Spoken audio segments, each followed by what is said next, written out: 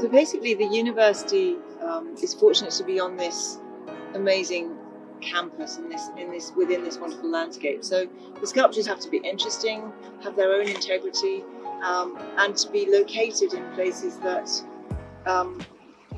bring another dimension to the sculptures and reflect the buildings and the architecture on the buildings.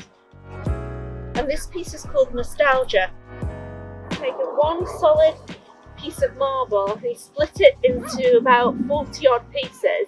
Inside's highly polished and he's formed it back together so it looks really like the same block that he got it from.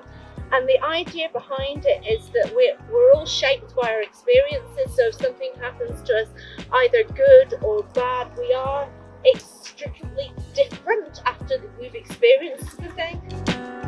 His portrait is supposed to represent a young man looking into the distance and contemplating his future and thinking about knowledge and what does knowledge mean. People don't really know that it's called the Pursuit of Knowledge and everybody just calls it the Blue Boy, and it's become quite iconic. He's sitting there looking over at the Wallace Monument. Mary being Mary Queen of Scots and Elizabeth being Elizabeth I.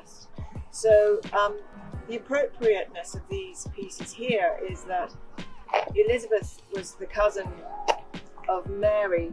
Elizabeth's facing Mary. Mary's got her back to Stirling Castle where her son was christened. So there's a really nice relationship with this particular landscape. So it's my actual favourite sculpture is actually the bridge. If you have a look at if you look across the water, it's just a superb example of concrete simplicity.